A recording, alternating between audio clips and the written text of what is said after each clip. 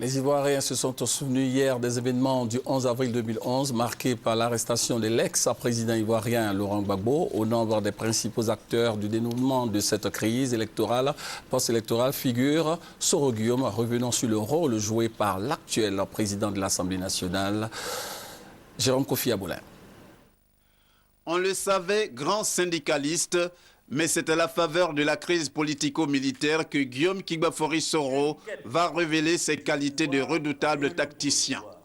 Alors que beaucoup se demandaient s'il n'avait pas basculé dans le camp Laurent Gbagbo, Guillaume Kigbafori Soro va démontrer le contraire en ayant le courage, au soir du scrutin du 28 novembre 2010, d'aller à la résidence de l'ancien chef d'État pour l'informer de sa défaite.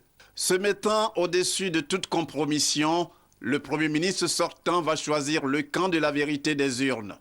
C'est ainsi qu'il va remettre sa démission entre les mains du président élu, président choisi donc par le peuple, en l'occurrence Alassane Ouattara. Guillaume Kigbafori Soro se conformant donc à la Constitution et à l'accord politique de Ouagadougou. Convaincu que le président sortant ne remettrait jamais le pouvoir de façon pacifique, Guillaume Kigbafori Soro va appeler les Ivoiriens à la révolution orange. C'est suite à cet appel que les Ivoiriens, notamment les femmes, sont descendus dans les rues de manière pacifique pour réclamer le départ de M. Laurent Gbagbo.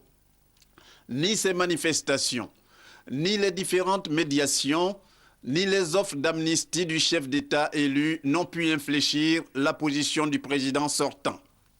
Bien au contraire, les miliciens et autres mercenaires à la solde de l'ancien président vont intensifier les massacres et exactions contre les populations civiles.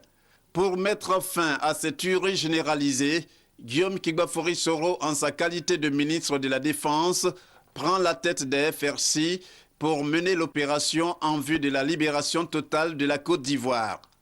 En moins de 2 semaines, lui et ses hommes vont libérer toutes les régions du pays. Aux abords de la ville d'Abidjan, il lance un appel à la reddition aux dernières forces fidèles à Laurent Gbagbo pour éviter un bain de sang dans la capitale. Certains éléments des FDS, dont des généraux, rejoindront le camp de la légalité après une semaine de combat ponctuée par les frappes internationales pour neutraliser les armes lourdes de Laurent Gbagbo. Les FRC réussiront à pénétrer dans le bunker et à capturer le président sortant vivant.